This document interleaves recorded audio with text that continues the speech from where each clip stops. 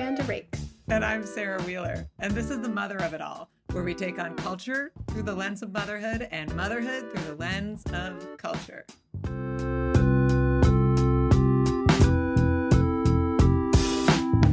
Woohoo!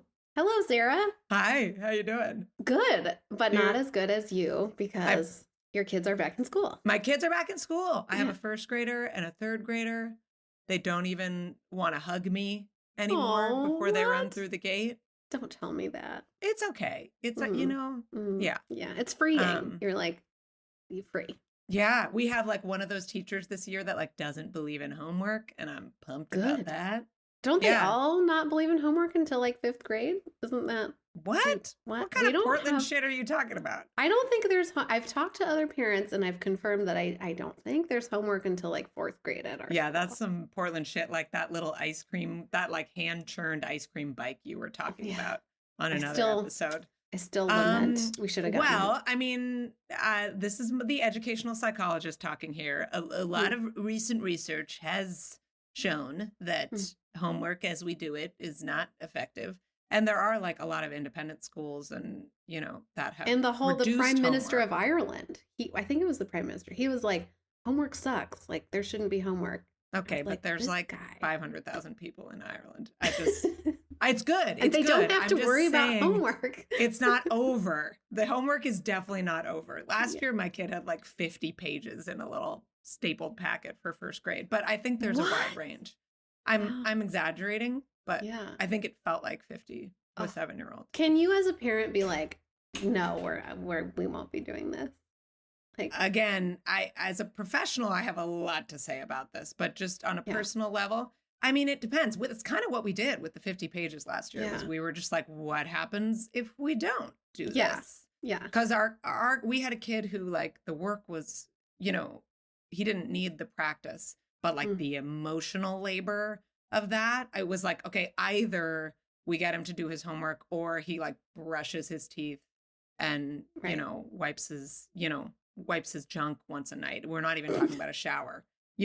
Our standards are low, but we couldn't do both. It's just like too much demand on my poor, modern, indulged child. Well, yeah, I think homework, I mean, I don't like, it feels like, shouldn't you do this during the day? Like, what do you do all day? Because you have them for 6 hours. Is like that you should be learning during the day that there is some effectiveness to like practice. Or like kind of the flipped classroom thing where you're like kind of reading or watching videos or stuff for homework and then you like apply it in the classroom. But otherwise, homework doesn't really do anything. But it's complicated. We go to a Title I school where like there's a lot of like reading push and they want parents to be reading with kids. And it's for good reason. It's like, half of our kids on testing score as like they can't read, So I get it, but I don't know how effective. Well, it's kind of like, it makes me think about, like, I have this piece that I've been working on about lockdown drills and like, I won't get into it too much, but like, it sort of seems like, yes, gun violence is a problem. School shootings are a problem. Doesn't mean that lockdown drills fix that. And it sounds a little bit the same. Kids need literacy is a problem. Sure. We need to develop it. Assigning a reading log doesn't necessarily do it. Yeah. Right. Totally. Right. And then it's kind of frustrating when you're just like, but the administration maybe is like, we did a thing about this problem. Yeah. And then you're like, but it's not feels good. The thing. It's not things actually show it's definitely not the thing. Like then you're kind of like, oh.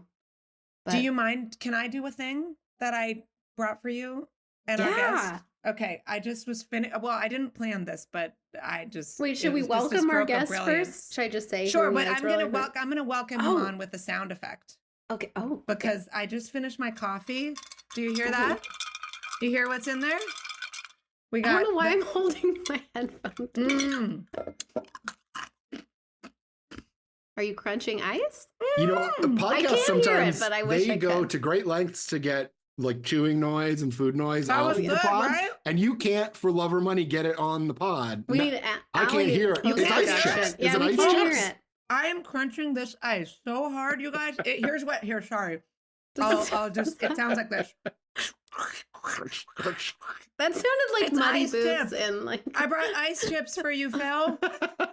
This is why there's Welcome. sound Thank you. mixer. Thank you. Yeah, welcome, Phil. So we got Phil my career as Maciak a Foley again. artist is over. I want to say that Phil, I don't think I've told you this. I don't think our listeners would know, but you joined us for the Screen Time episode because you literally wrote the book about screen time, and The primary one. it is our most our listened primary to one. episode. It's What? like- yeah, it's a very Phil? popular. Yeah. Oh, So, that makes me feel very nice. yeah, people love to think about. I screen had time. such a blast on this show last time, and the concept that I am coming back even for a mini episode feels very validating. A friend of the pod. Can I be a friend of the pod? Yes, please. You are here now a friend of the pod. You're a friend of the pod hat because we know you celebrate in hats. Your love language is hats. That's true. It is. Is in the mail. Or we should get you a Rachel Cusk eye mask. Yeah. Did we ever make the Wikipedia page? Do you have a Wikipedia page? I think you tried valiantly, and I got keep like some checking on updates, it. but it hasn't The occurred yet. backstory is that when Phil's very popular episode, which you should go back and listen to if you haven't, he talked about how he doesn't have a Wikipedia page. And we were talking about, like, I was saying, my son was like, you don't have a Wikipedia page to me? And was kind of like sad and disappointed. So I got really into like who has Wikipedia pages and who doesn't. And I did, as a thank you to Phil for coming on the pod and talking to us for at least 4 hours. I did make him a Wikipedia page. I got the sense it takes a long time to process, so it might still be under review. I'm not saying I put lies in there, but there could be some things that I don't have references for. I thought that Wikipedia. I said you were the king like of St. Louis. Maybe it's a whole like cottage industry, like making, because there's a politician I started in Portland. getting emails I started like getting people random who do junk it mail or something. Yeah, because I did one asking if I wanted to hire someone to teach me to do it. So that was like, there's like been little drama in Portland local politics where this city commissioner spent like $7,000 like having someone update his Wikipedia page. It's just like, so now I guess it just takes cash. Like maybe you just got to grease some palms. Apparently, yeah. Wikibooks. 7,000. That seems low. Those big those big ads come up and they're like, we need $1 billion to keep going. Yeah. That's what it is. Yeah. They're asking for. Those really work on me. Like the guilt. I feel so much guilt when I scroll past it. And it's like written very personally, like, please don't scroll. You're like, oh God. Once they accept my entry, I will consider donating. Yeah. But until then. I agree. Yeah. I heard agree. it here, Wikipedia guy. Mm-hmm. Now you know. Okay, well, let's get into what we're here to talk about, which is crunch, crunch, crunch. Crunch, crunch. Ice Chips. Season 3, episode 8 of The Bear.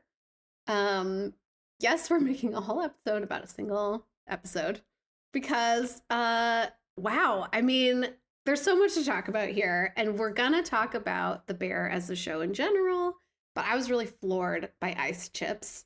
And so if you're not caught up on The Bear, this is where you pause the episode and come back later because we're going to spoil freely. Counterpoint. I told Phil this. He was the first person I told, but me and my husband had to illegally stream The Bear through Russian means because like Hulu did something really annoying with Disney Plus that I'm not even going to give airtime. It's so dumb. But and we accidentally watched the season finale first. Oh, yeah. And didn't realize until the episode was over. So now we're just watching them out of order. Everything's been spoiled for us. It's kind of a beautiful thing. If you haven't started the season, might I recommend just watching the last episode first, and then the stakes are kind of low. Yeah. It's less tense for people who are triggered by the intensity of The Bear. So I've only watched the last episode, the season finale, and Ice Chips. So is Fishes in this season? No, that was last season. That was okay. As long as you've seen that, we can talk. Yeah. Okay. Well, so Phil, I was reading about the episode to get ready for this recording, And I see that the word destroyed comes up a lot, like in a Reddit thread, as in, like, I was destroyed by ice chips. I didn't necessarily feel like destroyed, but I definitely did, like, not breathe for the whole 39 minutes and things like that. Um, and I guess my question for you is, like, was this episode so moving to me just because I'm a mother and a daughter, or were you also, as an official TV critic, totally floored by these 39 minutes of television that we call ice chips? That we call Crunch, ice chips. Crunch, crunch, crunch. Yeah. Shout out Who Weekly. So yeah, I mean, I think it's a really good episode, and I think it's a really moving episode. It does.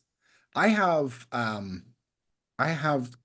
of mixed emotions about The Bear as a television program. Ooh. And we can maybe get into that. But I think this episode, what The Bear does best, which is finding an individual character or a pair of characters who maybe hasn't gotten as much screen time or spotlight or investigation, and just following them around. I think it's something that is true of all of their best episodes. Yeah.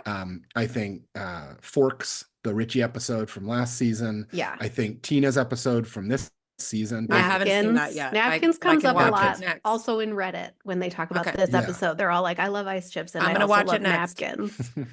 I think they're the two best. The Marcus episode from last season. Yeah, the Marcus where he goes episode, to Amsterdam. the other way across Chicago. Yep, Those are yep. all. If a show does this many bottle, are they still called bottle episodes when they do it with this frequency? Like, I mean, I'll defer to Catherine Van Arendonk of Vulture for the bottle episode. Future adjudication. Bluey I book don't, author. Future Bluey book author, the great. It's not a bottle episode in the sense that a bottle episode takes place entirely in one location. So it's kind of a bottle episode in as much as most of it occurs in the hospital, but it doesn't all occur in the hospital.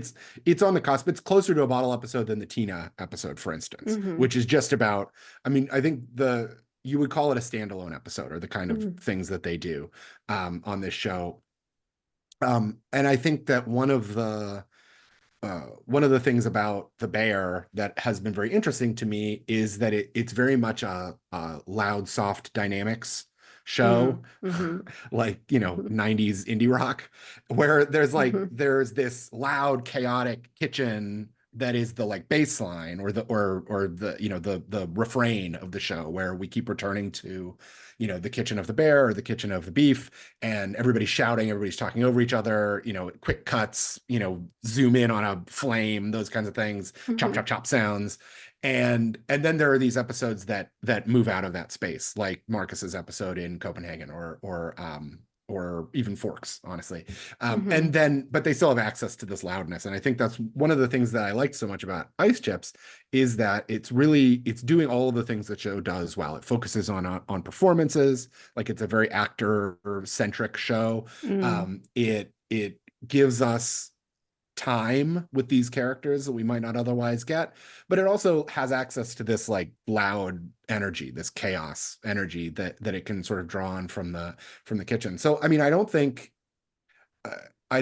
you're alone in thinking that this was a particularly moving episode, and I would suggest that it's as much because it's an episode about motherhood and daughterhood and labor and delivery, as it is about the fact that formally it's doing what the show does at its absolute best. This is the show understanding itself in a way that I think it sometimes has trouble doing in other contexts. That is well said. Can I ask you, Phil, for any listeners who don't care about spoilers but haven't seen it, I would love to hear like your brief recap of this episode and what it's about. Yeah, so she has many names on the show. Sugar, I'm going to call her Natalie. Natalie Berzatto is the sister of Carmi Berzatto, who is the sort of protagonist of the show. Over the course, she started the series as kind of a sort of marginal, like kind of secondary character, and has slowly like moved to the fore in part. And I interviewed Abby Elliott, who plays this character, for the piece I wrote for Romper, and she was going to be pregnant during the shooting of the second season. She brought this to the writers, and the writers wrote her pregnancy into the show. And I think in a lot of interesting ways, that sort of made her a more important character to the show. The fact that the writers started to think about what would it mean for a character to be pregnant, what would it mean for Natalie to be anticipating this thing over the course of this season. And so her There's that character beautiful scene where she gets made the omelet by Sydney, right? Because she's starving, but she doesn't want to eat just anything, and she makes her this perfect omelet. And and earlier in that season, she holds off on telling anybody about the pregnancy. And when she finally does, a wall falls down. It's like it's a structural element of the show in a way that I think the character maybe wouldn't have been if they hadn't written that into her arc. Anyway, so she does not deliver the child in the second season, much the same as the restaurant doesn't open by the end of the second season. And so we're in the third season. Ice Chips begins with service at the restaurant, crunch crunch, where everybody locks their phone in their lockers, and Natalie is off on an errand to pick something up for the restaurant, and her water breaks. She goes into labor. The only person who will answer her phone call, her husband is on a business trip, which we can talk about later. Yeah, come on, dude. I would not have been on a business trip at that time, but I mean, let's just accept it's TV character. We'll accept it. It's part of the world. So he's on a business trip. He's not picking up the phone. None of her friends or family who work for the restaurant are picking up their phone because they've all locked their phones in their lockers for service.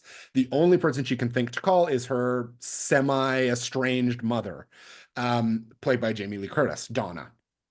So Donna shows up at the hospital. They go into the hospital, and most of the rest of the episode from that point takes place in the labor and delivery suite, her room in the hospital, with her mother talking to her, talking to nurses and doctors, and it ends with her husband showing up finally at the end of the episode. Donna leaves and is greeted by some other characters in the waiting room of the hospital, and that's kind of the arc of it. So it's really about her contractions and labor less than it is about her delivery. There's no sort of screaming, pushing, fake baby that's really clean. I realized when I watched it, I have this schema of like a story like this on film ends with a 6-month-old baby coming out and being like held and dried off. Very clean. And when that didn't happen, it was I mean, I found it really satisfying. Well, Phil, that was great. And I want to kind of, I feel like those are the beats and that's what happens. And then what you really explored so beautifully in your romper piece, that I want to read a little quote from and get into it. For me, the episode drove home and kind of confirmed, I guess, like a feeling sort of satisfying for me that was like how much this show is about the relationship between a mother and her kids and the impact that parenting can have. I don't know if parenting is the right word for what Donna Berzatto does, but anyway, in your piece, you wrote, The Bear has always been a show about moms. Sure, it's a show about haute cuisine, class, about legacies of trauma, grief, about Chicago, about education, ambition, and the very idea of creative genius, about family born and chosen. But underneath all of this, the show has long been built atop a pervasive fascination with mothers and motherhood. Everything the show has to say about all of those things, haute cuisine, class, trauma, family, has been routed through mothers. Talk about this. That blew my mind. I totally agree. I like 1,000% agree. Did you think about that though, Miranda? Like I've watched this, I mean, other than this third Russian season where I'm streaming things out of order, and I actually think I missed the first scene of this episode because I never saw them putting the phones in the locker. Oh no. So thanks Russia. But I've been an avid fan. I've read Phil's writing on the show, and it had never occurred to me until I read this that you're so right. I mean, there's all of these motherhood threads. So just bravo. Go on. I think Sugar's whole character, I think for me, yes, it has been about mothers. I hadn't like articulated it, but I realized that because from the very beginning, it's Sugar trying to get him to go to Al-Anon, basically, right? It's like for children of alcoholics. And so She's trying to that get her has brother, been Carmi, to do present. that. Yeah. Yeah. And then Yeah. Fishes, I think, drove it home. But with Fishes is the Christmas episode where Donna, we see her that ends with her driving a car through their house. Yeah. Motherhood. Motherhood. I think it took me a minute to sort of come to that understanding of the show. I think it's absolutely a part of it. When I wrote about the second season, which I wrote about last summer, I wrote about it as a show about education. Because I was trying to think of ways. So one thing I really like about the show, and I understand that people don't like this sometimes, is how willing it is to just sort of set up what's happening in the season at the beginning and then just follow people around. It's a style of television I really like. I think a lot of FX shows do it. Mm. The sort of post Louis, post Better Things Better style Things. of like observational dramedy that half-hour dramedy that they do is often very focused on, okay, well, here's the setup, here's what's happening, but then every episode is just these vignettes of people doing things. And so I really like that the show does that. And I was trying to think how to, because it asks the viewer it asks you, well, how do you make sense of all of this? What does all of this mean to the story, the kitchen, whatever you think the plot is, or whatever you think the upshot or the arc of the show is, how does Marcus training in Copenhagen fit with, the Fack brothers hanging drywall fit with, et cetera, et cetera. And at the time when I was writing that, I thought that scenes of education were the things that were sort of tying that all together, right? Going to school, learning new things, admitting that you don't know things, training, that a training montage, like that the whole season was this kind of long training montage. And I think that, and that made sense to me. And I think it's true. I think it is, I said that in the piece, I think it is a show about education in lots of ways.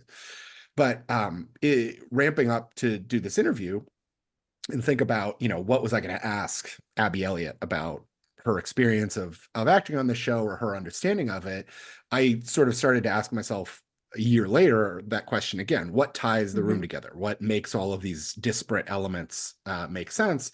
And it started to dawn on me that it was mothers, that it was motherhood, daughterhood, being the child of a mother, not to bring Celine Dion back into the mix. But she's always here. She's always here.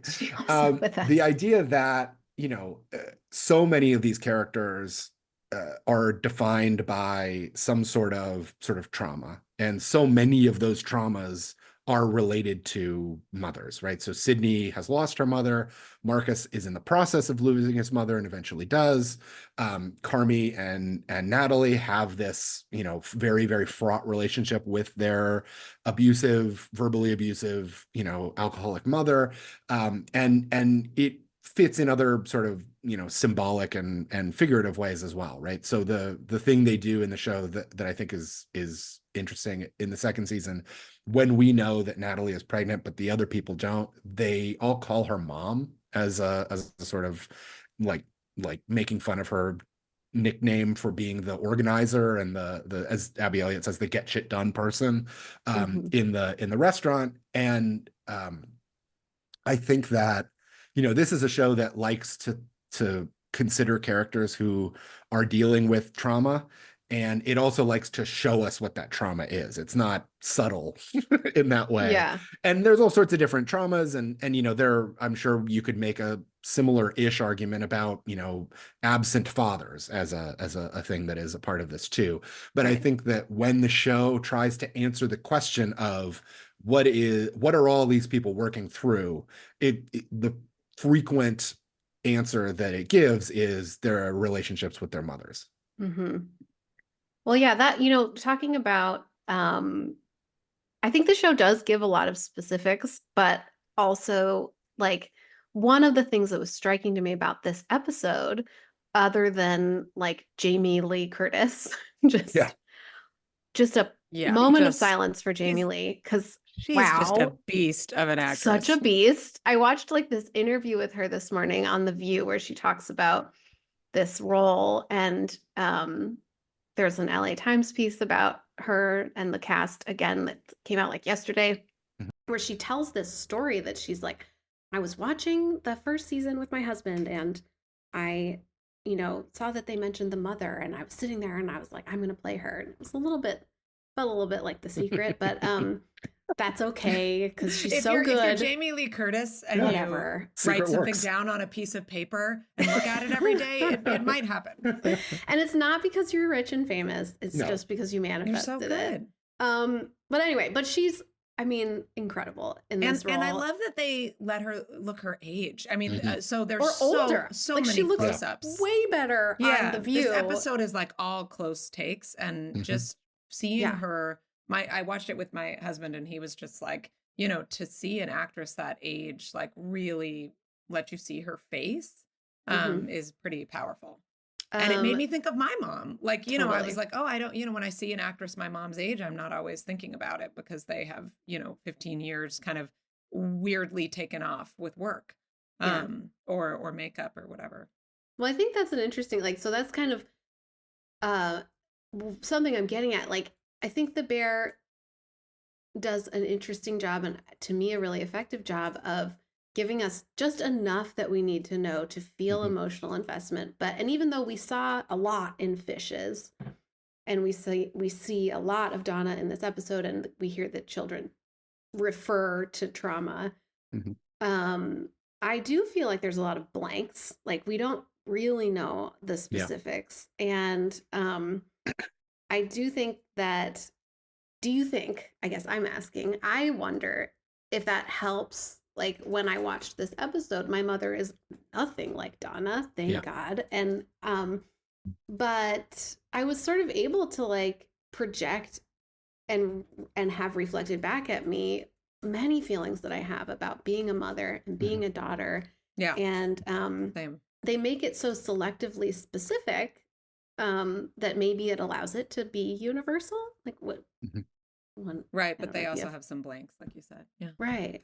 Yeah, I mean, the thing about it, I mean, she pops up briefly in the finale of season 2, but she's really only on this show for 2 episodes. She's in Fishes and she's in this, and they're both very tightly focused on her, both, thematically and narratively, but also literally. She's frequently in intense, perhaps too intense close up. I mean, I could step back from some of these characters a little bit, but they're doing a thing and fine, whatever. But I think in some ways the Fishes episode is this it's almost this emotional history dump, right? We learn a lot about these characters and what they've gone through this spectacular, explosion of, this is the worst version of this relationship. Here's how each of these characters interact with it. Here's how it, trickles down and out into their own personal lives, et cetera. And I think one of the things that's interesting about Ice Chips is that this is the first time we've seen any character interact with Donna in the present, right? After all of this. And I think one of the things that is so great about both of their performances in the episode is that you have this very felt sense of what their dynamic is in the present, right? And it's not just about estrangement, right? I think I prefer Jamie Lee Curtis's performance in this episode to the Fishes one, because it strikes me that so many of the choices that she's making that are meaningful are much sort of subtler and because subtler, more impactful to me as a viewer. It takes 3 minutes of hearing her, especially it's early in the episode, she's having this kind of monologue style conversation with a nurse. Yes. It's so good. And it's so filled with these little notes that tell you about who she is, what it is like to be around her. Not in a moment when she's filled with 3 bottles of wine and about to drive her car through the door, but in what it's like to be around her and why Nat wouldn't want to be around her, wouldn't want her child to be around her.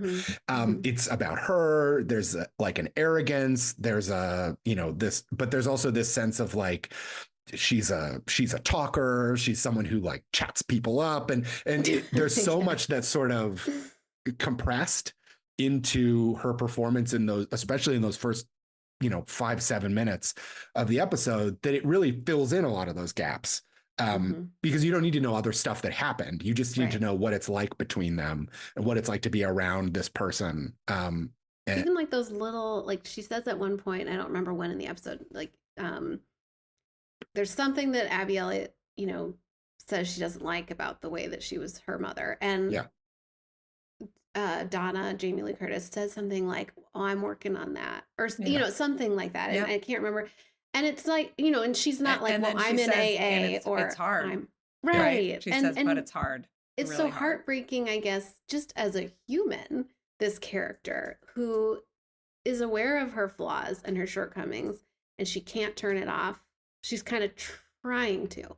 Yeah. But you also understand that you sort of are who you are. And I was thinking about the feeling that you've had, Phil, and that Sarah's had, and that any parent has had, where you do begin to see your parents differently when you become one yourself. And like, it's very fascinating to watch Abby Elliott go through that, like in that transition moment. Yeah. And even I feel like we watch her begin to soften a little bit towards her mother, and even allow her mother to support her in the very, very flawed way that she can. I don't know if we can even call it support, but she's trying something. Yeah, that's such a good point. I feel like that happened to me. I mean, well, not like at the hospital. I was also thinking, like, it was an interesting thing, like, would you want your mother at your birth? Was your mother at your birth, Miranda? Well, mine were scheduled C-sections. Yeah. So it was very orderly. Is it first time she was the first person to see me after. And then, but after the C-section, does every birth, like we had to go to a recovery room for 2 hours. Yeah. So we had to be in this room, so they can't see you right away. And then obviously no one's allowed in the operating room. So it's a little different, I guess. But, and then the second time she was staying with my son because it was COVID and he couldn't come. And Phil, so was your wife's mom? No, so we were, at the time of when May was born, we were living in Louisiana, and Mel's mom is from Philadelphia. And so we had set it up where she would come right afterwards. We weren't, because, we didn't want her to come all that way. Yeah, and that's when you want to use the Grammy. Yeah, exactly. Yeah. So no, she wasn't there. We didn't have any, it was just us down there. Yeah. How about you, Sarah? My mom lives across the country, and I think was scheduled to come at some point. Both of my kids were a little early. But my sisters were at my birth. They live locally, and one of my sisters is a midwife. But I thought about that, like, would you want your mom there, and what would that be like? But I also, you're so right, Miranda, like I did, so it wasn't in that moment that I softened towards my mom, but having kids did make me soften towards my parents. And I think you're right. I can see that in the episode. That's so beautiful. It's like a fascinating moment to watch that transition taking place. And I think that I just read All About Love, the Bell Hooks book. It's on my shelf, so that counts for something. It does. It's a challenging looking at it for some various reasons, but some of the ideas about kind of like what it is to love and what love means. And if someone that you think loves you isn't showing it in those ways, Bell Hooks says, like, that's not love. And I think that's a really important message. And it also challenges me. And thinking about this show, I like to see an adult child find compassion for their very flawed parent. And a lot of what those kids went through is abuse. So I don't know. This is very heavy and complex, and the show is like exploring that. And Phil, do you think they do a better job on this show? I'm thinking particularly with Jamie Lee Curtis's character of and maybe with this episode of showing why somebody would like continue to love and be in relationship with an abusive person. I often find like in TV and movies that I don't believe it, and you're just kind of sitting there being like, get the fuck out of here. Right. And I do feel that way with Carmi sometimes on this show, that I'm like, I I need something that is redeeming for him. I'm not really understanding why people continue to want to be around him. Right. But this episode, particularly with Jamie Lee Curtis's character, it felt real to me, all of the kind of the variety of reactions that Abby Elliott's character had, and that, that she would like still be deserving of love. Mm-hmm. Yeah, I mean, one of the reasons I think that the show does a good job, especially when it is focusing on these tertiary characters, is that it has a sickness that is common to prestige drama and dramedy, which is that it has a pretty uninteresting main character that it is very interested in. And so I think when it moves away from that, like the show has a much better and I think textured understanding of the reason that Natalie would continue to want her mother's love despite all of this, all of the trauma behind them, than it does of why Sydney wants to work with Carmy.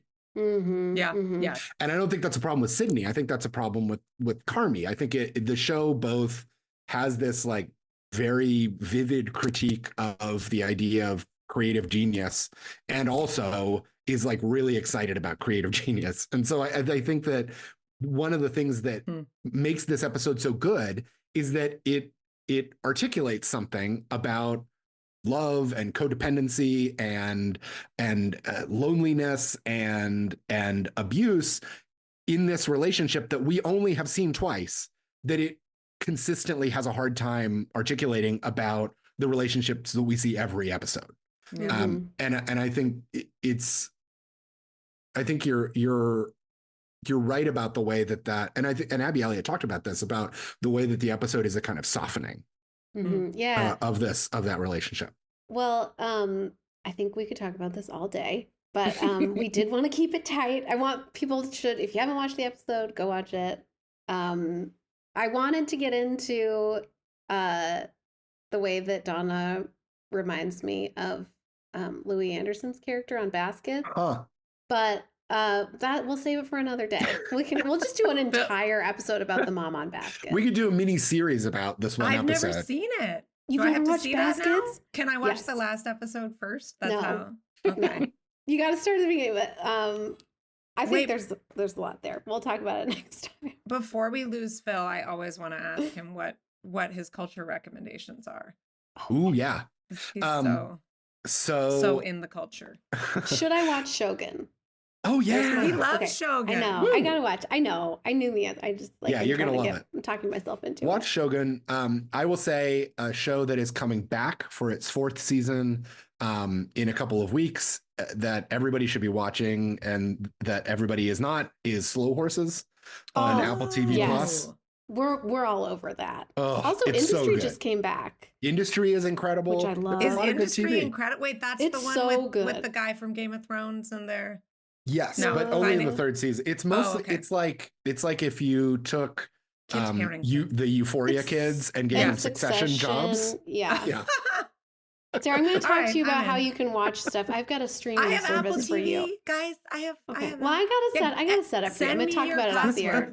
If some listener wants to send me their Hulu Plus, Disney Plus, whatever the fuck the new bullshit is, I'm going to teach you about Plex. We're going to do Plex, and we're going to do it together. That's made up. You just made up. It's a real thing. I'm going to just trust me. Okay. All right. It's a pyramid theme. Well, this was great. I'm like trying to think. I'm like, there's no moms in Slow Horses. There's nothing to talk about. We can't talk about it on here, there is. I will say, and I don't think this is a spoiler, but season 4 there is an interesting mom angle. Wait, have you already watched it? Yeah, they give me the screeners. Can you give me some of that? Is it physical? No, Apple TV is very bad about screeners. I managed to wring these Slow Horses screeners out of them, but they're a tough nut to crack in terms of advanced access. You know what I want to say about Slow Horses, and we're going to wrap up, but Phil, see if you agree with me. The way I got my mom to watch Slow Horses was like, I promised her that it was cozy.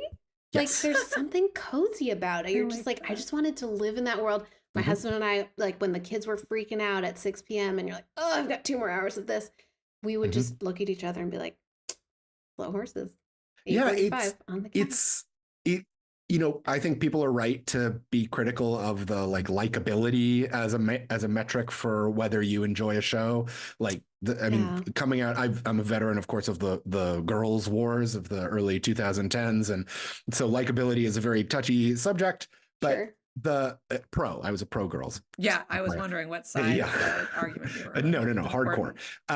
But I think it's impossible not to say that this is just a very likable show. Mm-hmm. Many of the characters, even the ones that are supposed to be like very grotesque and shitty, are just fun to be around. Mm-hmm. And it's cozy. It's British. Cozy. A Carmy antidote. Yeah, I don't want to be around Carmy. Like, Slow Horses is not afraid to kill people off. No, it kills people all the time. It's great. That. Yeah. Wait, Phil, I have been wondering for years what to do with the notes that my mom sent me from her she has a book club that is basically a women's group that has met for like literally 30 years. Mm-hmm. And they've had like ins and outs. They've had like group therapy sessions where they brought in someone to like help them with some conflict. Yeah, they are tight. And when girls in peak girls, my mom, bless her, was like, she saw an episode with me and she was like, I need to talk to my women about this. Like, is this what feminism is like now? Like, what does this say about women and culture? And they watched Girls, and then they had a 2-hour conversation, and she sent me the minutes. And I was like, this needs to turn into some cultural artifact. Can we make this beautiful. For paid Substack subscribers? Yeah, you just read the minutes of your mom's meeting. I mean, I would pay for that. I want Phil to turn it into one of his nice little books. I think you should write. A group biography of your mom's book club, dude. It is. Get their archive, get all their minutes. Write it up. The shit is welcome to Pulitzer Prize. That's amazing. I'm so jealous. My straight shot to the Times bestseller list. Thank you. I knew you'd have good advice. Yeah, that's exactly what you do. Yeah. Well, Phil, thank you for coming, and please come again. Thank you for having me. Enjoy your new puppy. I will. She's right here behind me. You can't really see her. I mean, no, I'm not going to be able to angle. Oh, yeah, there she is. Oh, Trudy. She's so cute. Oh my gosh. Congratulations. Thank you very much. Well, thank you, and we'll see you on the show again. Yeah, see you soon. Enjoy the eye doctor. Follow, thank you. And where should people follow and keep up with your genius? Well, they should read Phil's book that we were raving about. Yes. Avidly Read Screen Time. Yeah, I read Avidly Read Screen Time. Delightful, perfect little book. Mm-hmm. And you can just follow me on the Twitter, PJMACIAK. You'll get all of my updates there. But I write for the New Republic twice a month and other places. All right. Thank you, Phil. Thanks, Phil. Bye. Bye. Take care. Thanks for listening to The Mother of It All. And like my mom always said, he. The Mother of It All is produced by Opus Nox Media with music from It's Electric. You can follow us on Substack at motherofitall.substack.com, where subscribing will get you episodes and bonus posts in your inbox, chat and comment features, episode transcripts, and more. And on Instagram at The Mother of It All. We know you are profoundly busy, but if you like listening and can manage to follow, rate, or review us in a small moment between leaning in and having it all, it will help us reach a wider audience and meet our stretch goal of getting Michelle Obama on the pod. Thanks for your support. Now get out there and have a totally passable day.